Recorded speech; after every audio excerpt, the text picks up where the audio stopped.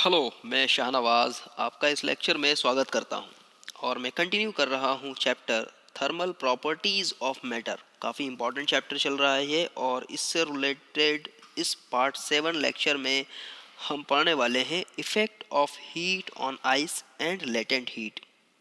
Importantly हम इस lecture में पढ़ेंगे latent heat. Yes, latent heat क्या है, एक्चुअल में कहाँ पर है ये, और इस लेटेंट हीट को समझने के लिए हम effect of heat on ice ये देखेंगे।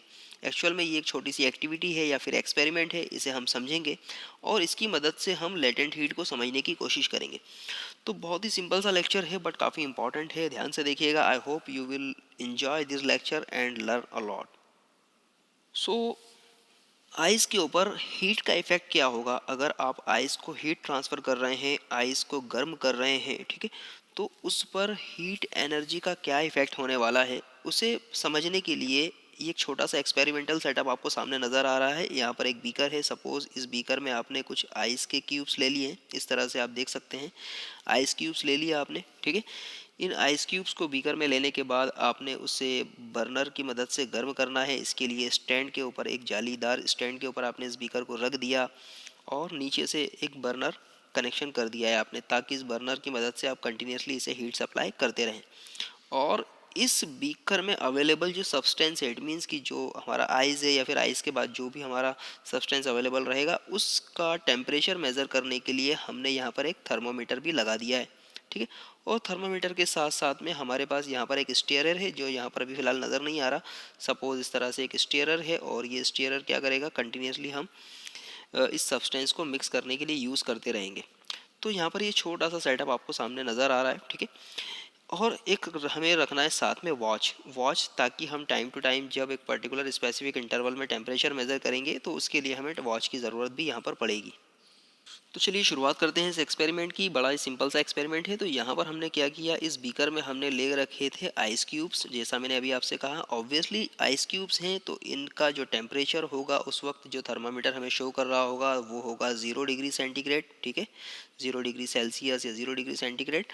और इस 0 डिग्री सेंटीग्रेड या 0 डिग्री सेल्सियस पर जो बर्फ़ अवेलेबल है, जो आइस अवेलेबल है, आपने इस बर्नर की मदद से उसे हीट करना शुरू किया, उसे आपने हीट एनर्जी प्रोवाइड करना शुरू की, उसे गर्म करना शुरू किया।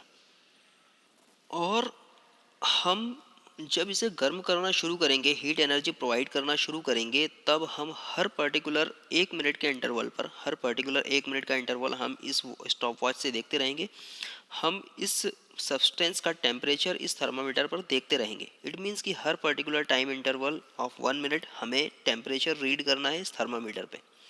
So take the some cubes of ice on the beaker, in the beaker at the 0 degree centigrade, obviously start heating it slowly on the constant heat supplying source, ठीक है। हमने बर्नर का यूज़ किया है उसके लिए। while we will observe the temperature after every minute and stir the mixture of water and ice continuously। हम continuously से हीट सप्लाई कर रहे हैं, और हीट जब सप्लाई हो रहा है तो ऑब्वियसली क्या होगा, धीरे धीरे ये जो आइस है ये मेल्ट होना शुरू होगा, क्योंकि हीट एनर्जी मिल रही है। इसका टेम्परेचर यहाँ पर वेरी हो सकता है। यहाँ पर जैसे जैसे हमने हीट एनर्जी देना शुरू की, ये जो आइस है वो मेल्ट होना शुरू हो जाएगा, मेल्ट होना शुरू होगा।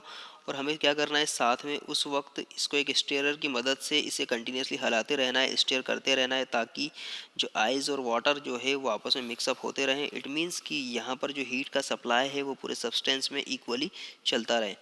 तो हमने स्टीयरर की मदद से इस मटेरियल को, इस सब्सटेंस को कंटिन्यूसली मिक्स करते रहना है, हिलाते रहना है, ठीक है। क्या होगा कि आप ये देखेंगे कि जब सपोज़ आप इस पर्टिकुलर थर्मामीटर पर हर पर्टिकुलर टाइम इंटरवल पर जब थर्मामीटर पर रीडिंग चेक कर रहे थे, इट मीन्स कि टेम्परेचर आप ऑब्जर्व कर रहे थे, और सपोज़ आपने टेम्परेचर और उस टाइम के बीच में एक ग्राफ प्लॉट किया। आप देखेंगे कि आपने जो रीडिंग ली है, और जब आप उस रीडिंग से एक ग्राफ प्लॉट करेंगे टेम्परेचर और टाइम के बीच में, ठीक है, आप ये देखेंगे कि विद रिस्पेक्ट टू टाइम क्या थर्मामीटर पर टेम्परेचर वेरी हो रहा है। तो आप ये पाएंगे कि एक पर्टिकुलर टाइम इंटरवल तक टेम्परेचर कांस्टेंट बना रहेगा, टेम्परेचर कांस्टेंट बना रहेगा। इट मीन्स कि 0 डिग्री सेंटीग्रेड पर जो यहाँ पर आइस क्यूब अवेलेबल थे, आपने उसे जब हीट एनर्जी देना शुरू की तो वो आइस क्यूब्स जो हैं वो धीरे धीरे मेल्ट होना शुरू होंगे, मेल्ट होना शुरू होंगे, और मेल्ट होने के बाद मेल्ट होने के बाद आप देखेंगे कि यहाँ पर टेम्परेचर जो है वो लगभग कांस्टेंट बना रहेगा, टेम्परेचर में किसी तरह का वेरिएशन नहीं हो रहा होगा। तो बड़ी अजीब बात है कि यहाँ पर आप टेम्परेचर बढ़ाने की कोशिश कर रहे हैं, हीट एनर्जी कंटिन्यूसली सप्लाई कर रहे हैं, लेकिन थर्मामीटर पर टेम्परेचर इंक्रीज नहीं हो रहा। लेकिन यहाँ पर जो आइस क्यूब है वो वाटर में कन्वर्ट होते जा रहा है, धीरे धीरे जो सॉलिड स्टेट है वो लिक्विड स्टेट में कन्वर्ट होती जा रही है। बट एक पर्टिकुलर टाइम पीरियड ऐसा आएगा जब पूरा की पूरा आइस क्यूब जो होगा वो पूरी तरह से वाटर में कन्वर्ट हो जाएगा। इट मीन्स कि जितनी भी लिक्विड स्टेट वो जो है वो सॉलिड स्टेट से पूरी तरह से कन्वर्ट हो जाएगी। इट मीन्स कि सॉलिड स्टेट जो है वो पूरी तरह से लिक्विड स्टेट में कन्वर्ट हो जाएगी। इस पर्टिकुलर पॉइंट पर यहाँ पर हमने ग्राफ से शो किया हुआ TM, ये वो पॉइंट होगा जिस पॉइंट पर सारा की सारा जो आइस है वाटर में कन्वर्ट हो जाएगा। इसके बाद भी आप कंटिन्यूसली उस पर हीट सप्लाई करते जा रहे हैं, बर्नर की मदद से आप इसे गर्म करते जा रहे हैं। अब क्या होगा, अब आप ये पाएंगे कि जब ये पूरा लिक्विड में कन्वर्ट हो चुका है, अब जो टेम्परेचर है वो धीरे धीरे राइज होना शुरू होगा। आप देखेंगे कि टेम्परेचर धीरे धीरे राइज होना शुरू होगा with respect to time. But जब टेम्परेचर 100 डिग्री सेंटीग्रेड पर पहुंचेगा, टेम्परेचर जैसे ही 100 डिग्री सेंटीग्रेड पर पहुंचेगा, फिर आप ये पाएंगे कि यहाँ पर फिर से टेम्परेचर कांस्टेंट हो जाएगा। फिर भी आप कंटिन्यूसली हीट सप्लाई करना शुरू करेंगे, कंटिन्यूसली हीट आप दे रहे हैं, लेकिन 100 डिग्री सेंटीग्रेड पर पहुंचने के बाद ये फिर से कांस्टेंट हो जाएगा। लेकिन इस पर्टिकुलर स्टेट पर आप ये पाएंगे कि ये जो लिक्विड है, ये लिक्विड धीरे धीरे वेपर में कन्वर्ट होना शुरू हो जाएगा।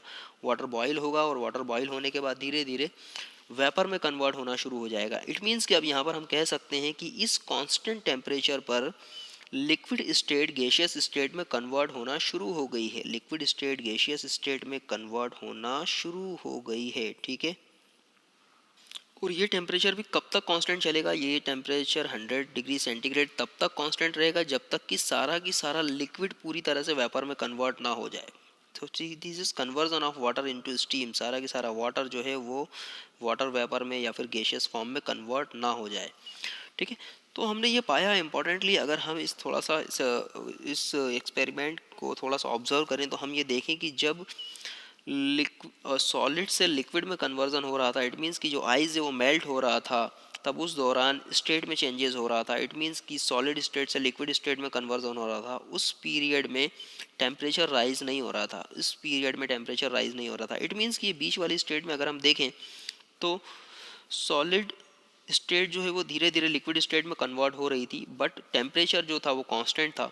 तो हम कह सकते हैं कि इस स्टेट पर 0 से लेकर TM के बीच में जो सॉलिड और लिक्विड जो था वो थर्मल इक्विलिब्रियम की स्टेट में थे, थर्मल इक्विलिब्रियम की स्टेट में थे, ठीक है।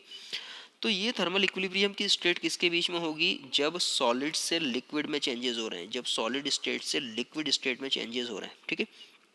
अगेन जब पूरी तरह से सॉलिड लिक्विड में कन्वर्ट हो गया, आप कंस्टेंटली हीट सप्लाई करते रहे 100 डिग्री सेंटीग्रेड पर, धीरे धीरे टेम्परेचर जब पहुंचा, इट मीन्स कि सॉलिड से लिक्विड जब पूरी तरह से कन्वर्ट हो गया, उसके बाद टेम्परेचर धीरे धीरे राइज होने लगा। और टेम्परेचर जब धीरे धीरे राइज होने लगा और ये 100 डिग्री सेंटीग्रेड पर पहुंचा, तो इस स्टेट पर आकर फिर अगेन टेम्परेचर कांस्टेंट हो गया और यहाँ पर अब लिक्विड जो है वो गैसियस फॉर्म में कन्वर्ट होने लगा। इट मीन्स कि वाटर जो है वो वाटर वेपर में कन्वर्ट होने लगा।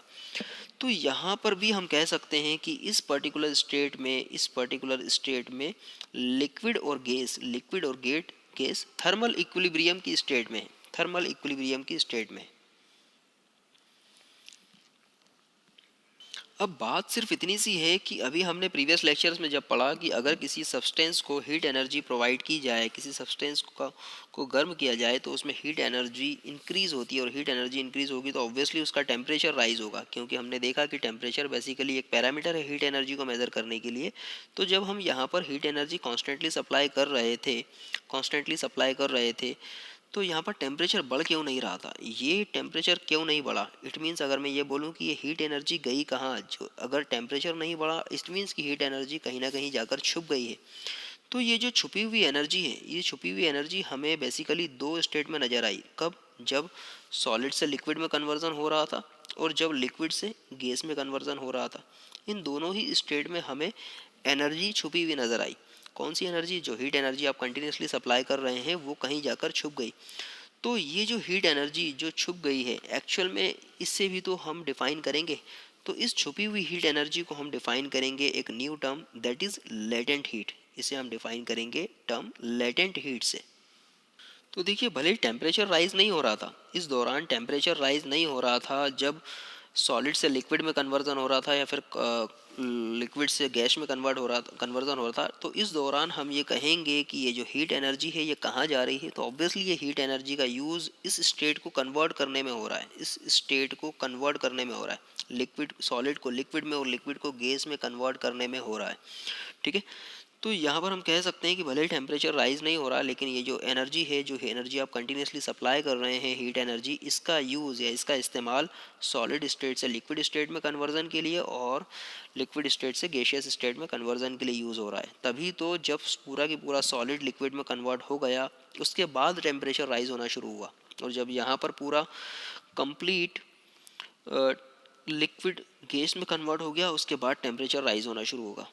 सो आई होप आपको ये टर्म समझ में आ रही होगी। तो चलिए अब बात करते हैं लेटेंट हीट की। लेटेंट हीट को हम डिफाइन किस तरह से करें। तो लेटेंट हीट को हमने समझ तो लिया कि एक्चुअल में लेटेंट हीट है क्या। तो लेटेंट हीट को अगर हम नॉर्मल वे में कहें तो latent heat basically heat energy है। हीट एनर्जी है जो कहाँ पर है, जो सॉलिड से लिक्विड या लिक्विड से गैसियस फेज में जब चेंजेस होते हैं, ठीक है, उसको इम्प्लीमेंट करने में यूज़ होती है।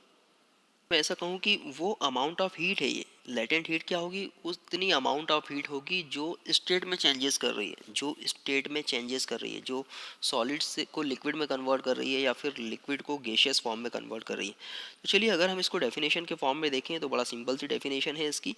The amount of heat transferred पर unit mass during the change of phase of substance without any change in its temperature is called the latent heat of the substance for the particular change. ठीक है, तो latent heat क्या होगी, basically एक amount of heat transfer है, एक amount of heat transfer है जो आप पर ग्राम या पर यूनिट मास किसी सब्सटेंस को सप्लाई कर रहे हैं इस तरह से कि सप्लाई करने के दौरान उस सब्सटेंस का टेम्परेचर वेरी नहीं हो रहा, टेम्परेचर कांस्टेंट है, बट उसका फेज चेंज हो रहा है। फेज चेंज हो रहा है, या तो सॉलिड से लिक्विड में कन्वर्ट होगा या फिर लिक्विड से गैसियस फॉर्म में कन्वर्ट होगा। अब ऑब्वियसली यहाँ पर दो तरह के चेंजेस पॉसिबल हैं, सॉलिड से लिक्विड और लिक्विड से गैसियस। तो इसलिए हर पर्टिकुलर चेंज के लिए सॉलिड से लिक्विड के लिए लेटेंट हीट अलग होगी और लिक्विड से गैसियस फॉर्म के लिए लेटेंट हीट अलग होगी। ठीक है, नॉर्मली जैसा मैंने कहा कि ये क्या है, हीट ट्रांसफर्ड पर यूनिट मास, हीट ट्रांसफर्ड पर यूनिट मास। तो इसकी जो यूनिट होगी वो होगी जूल पर किलोग्राम और इसे हम डिनोट करेंगे कैपिटल एल से। अब जैसा प्रीवियस लेक्चर में ही हमने देखा कि जो कन्वर्जन होते हैं, स्टेट में कन्वर्जन होते हैं, उसके लिए कितना हीट की रिक्वायरमेंट होगी, ऑब्वियसली ये प्रेशर पे भी डिपेंड करेगा। और हम नॉर्मली जो हमारी लेटेंट हीट को डिफ़ाइन करते हैं या फिर हम किसी भी पर्टिकुलर कन्वर्जन के लिए जब लेटेंट हीट को डिफ़ाइन कर रहे होते हैं, तब हम हमेशा हमारी जो कोटिंग होती है या फिर जो हम वैल्यूज़ को डिफ़ाइन करते हैं वो स्टैंडर्ड एटमॉस्फेरिक प्रेशर पे डिफ़ाइन करते हैं। So the value of different latent heat is usually quoted at the standard atmospheric pressure because it also depends upon the pressure। हम कह सकते हैं कि लेटेंट हीट जो है वो प्रेशर पे भी डिपेंड करती है, ऑब्वियसली प्रेशर पे डिपेंड करती है।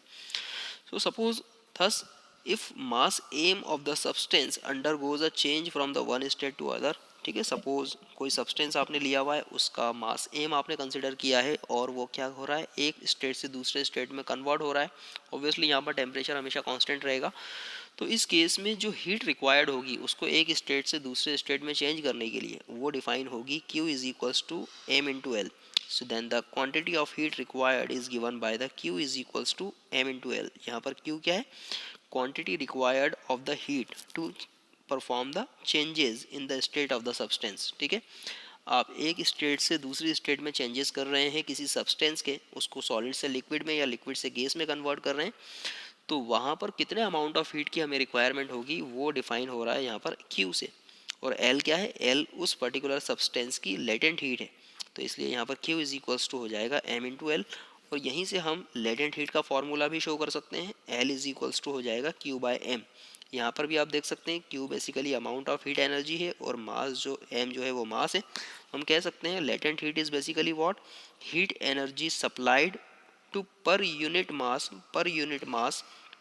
एम की वैल्यू अगर 1 कर दें यहाँ पर, एम की वैल्यू अगर आप 1 कर दें तो यहाँ पर क्या हो जाएगा, obviously L is equals to हो जाएगा क्यू। मतलब हम लिख सकते हैं कि लेटेंट हीट क्या है, latent heat is a heat energy Q, Q supplied to the per unit mass of the substance in such a way its phase gets changes and temperature remains constant। तो I hope आपको latent heat की definition समझ में आ गई है। अब बात करते हैं, क्योंकि लेटेंट हीट हमने देखा दो केसेस में पॉसिबल है, सॉलिड टू लिक्विड कन्वर्जन में और लिक्विड टू गैसियस कन्वर्जन में। तो ऑब्वियसली यहाँ पर लेटेंट हीट को हम दो पार्ट में डिवाइड कर सकते हैं, या फिर दो कैटेगरीज हो सकती है लेटेंट हीट की, या दो टाइप्स हो सकते हैं। The first type is latent heat of fusion और मेल्टिंग। इट मीन्स कि जब जब सॉलिड से लिक्विड में चेंजेस हो रहे हैं, ठीक है, जब सॉलिड से लिक्विड में चेंजेस हो रहे हैं तब जो लेटेंट हीट होगी, उसे नॉर्मली डिफाइन किया जाएगा लेटेंट हीट ऑफ फ्यूजन और मेल्टिंग। इसे इस नॉर्मली इस एल एफ से डिफाइन करते हैं हम। So it is the latent heat of the solid liquid state change, it is denoted by the L F. और ऑब्वियसली इसका फार्मूला भी क्या होगा, लेटेंट हीट का क्यू बाय एम, यहाँ पर L F is equals to Q by M, और इसकी यूनिट भी क्या होगी, जूल पर किलोग्राम। इसी तरह से जो दूसरा टाइप है वो कहलाता है latent heat of vaporisation. It means कि दूसरा वाला लेटेंट हीट हमें कब अपेयर हो रहा था, जब लिक्विड से गैसियस फॉर्म में कन्वर्जन हो रहा था, ठीक है।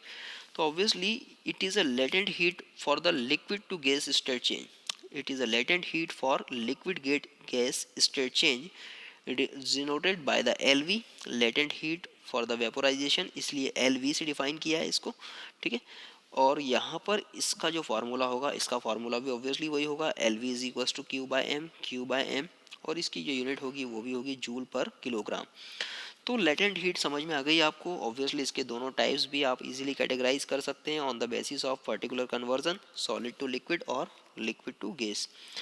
सो काफ़ी सिंपल सा लेक्चर था, आई होप आपको समझ में आया होगा। डेफिनेटली ये टर्म्स काफ़ी इंपॉर्टेंट है, और लेटेंट हीट अपने आप में काफ़ी इंपॉर्टेंट टर्म होती है। और यहाँ से देखिए एक चीज़ आपको और क्लियर हो गई होगी कि बेसिकली लेटेंट हीट जो है वो डिपेंड करती है मास पर, ठीक है। सो लेटेंट हीट जो है वो सब्सटेंस के मास पर भी डिपेंड करती है, ठीक। सो इस लेक्चर को एटलीस्ट 2 से 3 बार ज़रूर देखिएगा, ताकि आपके डाउट जो हैं, आपकी क्यूरीज जो हैं वो बहुत आसानी से सॉल्व हो जाए। Thanks for watching.